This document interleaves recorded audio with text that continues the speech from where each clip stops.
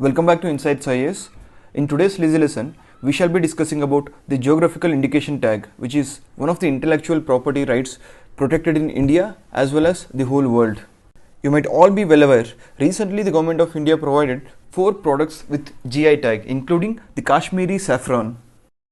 So today, we shall try and understand the meaning of geographical indication tag, how is it defined both internationally as well as domestically, what is the basis for protection, what are the international agreements in this regard, and what are the benefits of having a GI tag, and what are the other advantages. And lastly, we'll also have a look at some of the products which have GI tag. But before that, I want all of you to solve this question and write your answers in the comment section below. Let me read the question. Which of the following products have received GI tag? First one, Salem fabric, Kangra tea, Coorg orange. Write your answers in the comment section below and verify it at the end.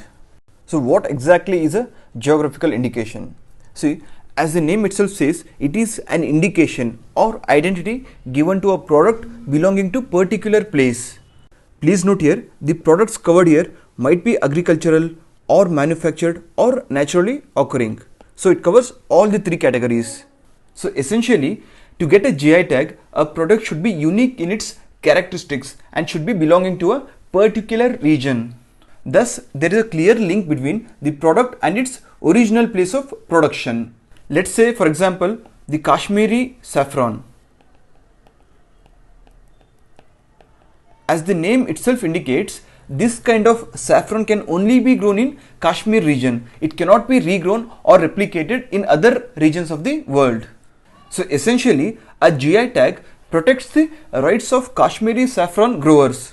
This is done by preventing growers in any part of the world from growing this particular kind of saffron. Such kind of rights are necessary to protect the rights of growers in that particular region. And to grow such a product, traditional knowledge is very much necessary, which is passed on from generations to generations. And if not protected properly, suppose let's say a big commercial company steps in tomorrow and claims that it can grow Kashmiri saffron in a more finer way. And because of its larger base and access to international markets, the company makes profits in billions of dollars. And these profits are being made by implementing or following the idea and hard work of the Kashmiri people. So to prevent such acts, the geographical indication tag is usually given to a product. And long before India implemented a legislation to protect the geographical indications, GIs were defined under Article 22 Clause 1 of the WTO Agreement on Trade-related aspects of intellectual property rights, which is popularly known as TRIPS agreement. So as per TRIPS, GIs are indications which identify a good as originating in the territory of a member or a region or a locality in that territory where a given quality, reputation or characteristic of the good is essentially attributable to its geographic origin. So this means products tagged as geographical indications are protected even internationally. So the next question we have is, what rights does a geographical indication provide? So basically it acts like a guarantee for a products grown in a particular region of the licensees. Let's take up the case of Rasgulla here. For years, both West Bengal as well as Odisha were involved in a fight over the claims of the origins of Rasgulla. Bengalis claimed that the Rasgulla was invented in the 19th century by Nobin Chandra Das at his Bagh Bazaar residence in Kolkata, while Odisha believed that this sweet was invented on its soil. So both the states had supporting documents in their respective claims. Finally, what was done was, Rasgulla from both the states were given GI tags, but the Rasgulla from Bengal was tagged as Banglar Rasgulla.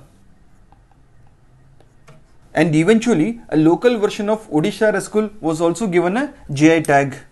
So in this way, a geographical indication right enables those who have the right to use the indication to prevent its use by a third party whose product does not conform to the applicable standards. Another example is the Darjeeling tea. If this variety is not grown in the regions where it is protected and not produced according to the standards set out in the code of practice for the geographical indication, then they cannot use the term Darjeeling. They can call it by other names but cannot call it as Darjeeling tea. And last important thing to note here is that, suppose assume a geographical indication tag is given to a particular product. This does not mean that other growers or manufacturers cannot produce the same product using the same techniques. This means other producers or manufacturers can make similar products using the same techniques as those set out in the standards for that indication or geographical indication. But the only difference or the only right they cannot enjoy is that they cannot use that particular GI tag. And further, geographical indication rights in India are protected as per the Geographical Indications of Goods Registration and Protection Act of 1999. So the act basically provides for the registration and better protection of geographical indications relating to goods in India. And also note here that there is no separate organization or body to protect the GI rights. It is administered by the Controller General of Patents, Designs and Trademarks. He is also the Registrar of Geographical Indications in India. And further, what is the benefit of registration of geographical indications? See, firstly, it confers legal protection to geographical indications in India. We have already discussed about this. And further, it prevents unauthorized use of a registered geographical indication by others. So if someone is found to be violating this, they can be imprisoned for up to 6 months or they can be fined up to 2 lakh rupees. And with enough legal protection, the demand for product increases, which in turn boosts exports. So with increased exports, it promotes economic prosperity of producers of goods produced in a geographical territory. And next, who can apply for the registration of a geographical indication? Please note, any association of persons, producers, organization or authority established by or under the law can apply for GI tag. But the requirement is that the applicant must represent the interest of the producers. Also, the application should be in writing in the prescribed format. Besides, the application should be addressed to the Registrar of Geographical Indications along with prescribed fee. Please note that the registration of a geographical indication is valid for a period of only 10 years, but it can be renewed from time to time for further period of 10 years each.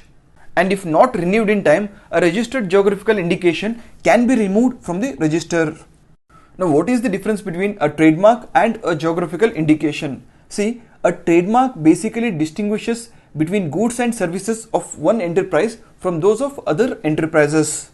But a geographical indication is an indication used to identify goods having special characteristics originating from a definite geographical territory. So basically, trademark is with respect to different enterprises and geographical indication is with respect to a particular geographical territory. And in the last 1 week, these products were given GI tags. First one is black rice from Manipur, second one is Gorakhpur terracotta from Uttar Pradesh, and thirdly Kovilpatti Kadalai Mithai from Tamil Nadu, which is a foodstuff.